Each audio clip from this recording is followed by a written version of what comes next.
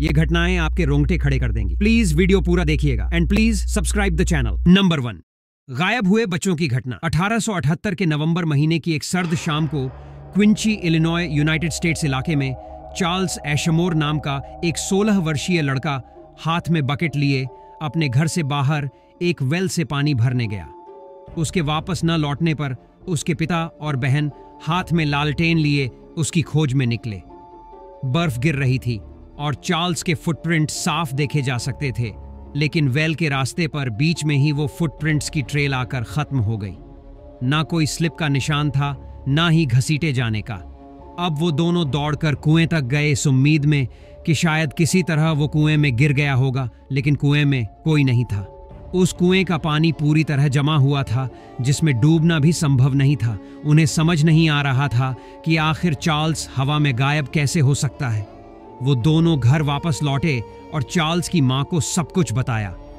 सदमे में चार्ल्स की मां 3 दिनों तक उसे ढूंढती रही, लेकिन चार्ल्स का कुछ पता नहीं चल रहा था, जैसे वह हवा में गायब हो गया हो।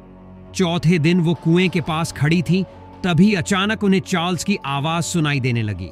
वो अपनी मां को पुकार रहा था, लेकिन नजर नहीं आ रहा था। उसकी आवाज चारों तरफ से आ रही थी। चार्ल्स की मां ने उससे पूछा कि वो कहां है, लेकिन वो उन्हें लोकेशन नहीं बता पा रहा था। पहले लोगों को लगा कि सदमे की वजह से चार्ल्स की मां को उसकी आवाजें सुनाई देती हैं, लेकिन जल्दी उसकी आवाज उसके पूरे परिवार और यहां तक कि सभी नेबर्स को भी आने लगी, लेकिन उसके सोर्स लोकेशन को कोई ढूंढ नहीं सका। धीरे धीरे चार्ल्स की आवाज काफी दूर से आने लगी और मिड समर तक आना बंद हो गई।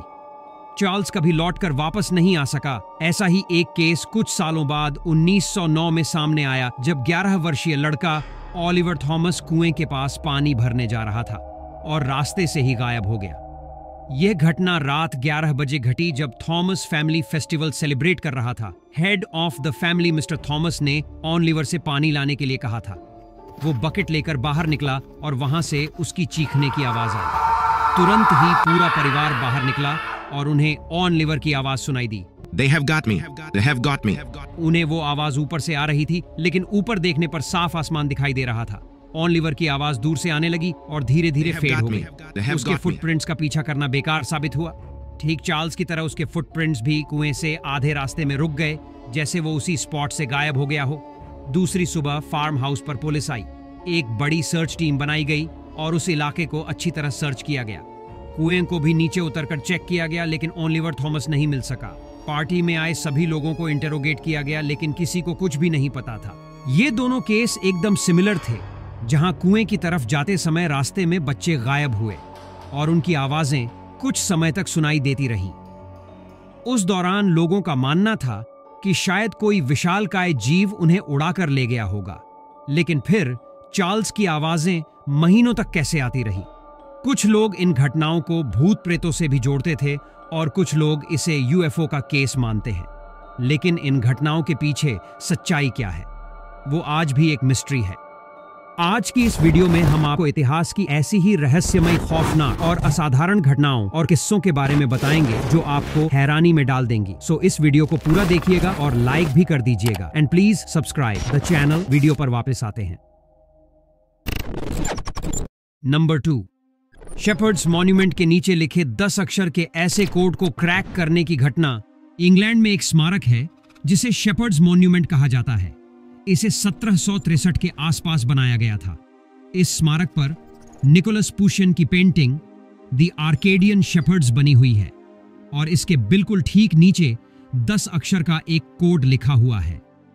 इस स्मारक और इस कोड को बने हुए 250 साल से ज्यादा साल बीत चुके हैं, लेकिन आज तक कोई भी इस कोड को क्रैक नहीं कर सका। ऐसा कहा जाता है कि मशहूर बायोलॉजिस्ट चार्ल्स डार्विन ने भी इस कोड का मतलब समझने की कोशिश की थी।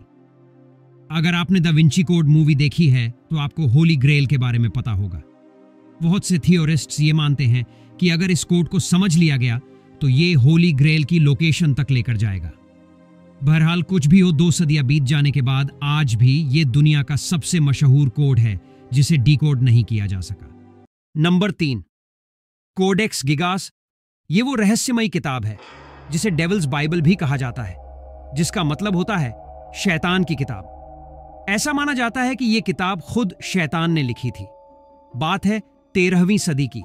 जब एक मोंक को कुछ नियमों को तोड़ने के जुर्म में राजा ने दीवार पर चुनवा देने की सजा सुनाई। इससे बचने के लिए उसने राजा से कहा कि वो एक ऐसी किताब लिखेगा जो पूरे राज्य का गौरव बढ़ाएगी। लेकिन राजा ने उस मोंक से कहा कि उसे ये किताब एक ही दिन में लिखनी होगी। लेकिन आधी रात तक वो मोंक ये जान चुका था कि वो इस किताब को एक रात में पूरा नहीं लिख सकेगा। जिसके बाद उसने शैतान को बुलाया और अपनी किताब लिखने के बदले उसने शैतान को अपनी आत्मा देने का वादा किया, जिसके बाद इस किताब को शैतान ने पूरा किया। इस किताब के हर पेज में शैतान की तस्वीर बनी हुई है। इतना ही नहीं, जिस किसी ने भी इस किताब को पढ़ने की कोशिश की वो अपना मानसिक संतुलन खो बैठा। इस किताब में कुल 310 पन्ने हैं जो गधे की चमड़े के हैं और इसका वजन तकरीबन 85 किलो है। इस पूरी किताब की हैंडराइटिंग भी सेम है, मगर ये बात आज भी अपने आप में एक रहस्य है कि इसे एक दिन में कैसे लिखा गया होगा। इस किताब को अगर आप देखना चाहते हैं तो ये किताब स्टॉकहोल्म की नेशनल लाइब्रेरी ऑफ स्वीडन में आज भी मौजूद है। जो लोग जाने में इंटरेस्टेड हैं वो जरूर कमेंट करें और इस पूरे इंसिडेंट के बारे में भी कमेंट करके अपनी राय जरूर दे। नंबर 4, एला Harper the camel girl mystery. एला हार्पर एक अमेरिकन लड़की थी। ये एक रेयर कंडीशन के साथ पैदा हुई थी जिसकी वजह से इनके घुटने पीछे की ओर मुड़े हुए थे। इस कंडीशन को कंजेनिटल जीनू रिकर्वाटम कहा जाता है। क्योंकि एला हार्पर अपने दोनों हाथ और पैरों के साथ चला करती थी, इसलिए इनको कैमल गर्ल कहा जाने लगा। क्या ऐसा कहना ठीक है या नहीं, प्लीज अपनी राय कमेंट करके जरूर बताएं। नंबर 5, 150 साल पुरानी सिर दर्द दूर करने की थेरेपी। क्या आप जानते हैं कि सैकड़ों सालों पहले सिर दर्द दूर कैसे करते थे? तो जवाब है 19वीं सदी में सिर दर्द के इलाज के लिए कुछ इस तरह से वाइब्रेशन थेरेपी की जाती थी। ये तस्वीर जो आप देख रहे हैं 1890 के दशक की है। नंबर 6, ये घटना दर्शाती है कि औरतें पुरुषों वाले जरूरी काम करने में समर्थ थीं। इस समय ये जो तस्वीर आप देख रहे हैं ये लंदन की एक फीमेल ट्रेन कंडक्टर की है। ये तस्वीर 1916 में ली गई थी। उस वक्त फर्स्ट वर्ल्ड वॉर चल रहा था क्योंकि पुरुष युद्ध के लिए गए हुए थे। उस दौरान महिलाएं सामने निकलकर आई और उन्होंने दिखाया कि वो पुरुषों वाले जरूरी काम संभालने में समर्थ हैं। जब विश्व युद्ध खत्म हो गया तो इस तरह के सभी काम फिर से पुरुषों तक ही सीमित होकर रह गए और औरतों को दोबारा अवसर नहीं मिला। आज की वीडियो में बस इतना ही। मिलते हैं अगली ऐसी ही रहस्यमयी और ऐतिहासिक घटनाओं वाली वीडियो में। अगर आपको आज की वीडियो अच्छी लगी हो तो प्लीज वीडियो को लाइक और शेयर जरूर करें। ऐसी ही और इंटरेस्टिंग वीडियोस देखने के लिए हमारे चैनल फैक्ट वर्ल्ड हिंदी को जरूर सब्सक्राइब करें और डिस्क्रिप्शन में दिए गए लिंक से इस वीडियो के दूसरे एपिसोड जरूर देखें। जय जवान, जय किसान।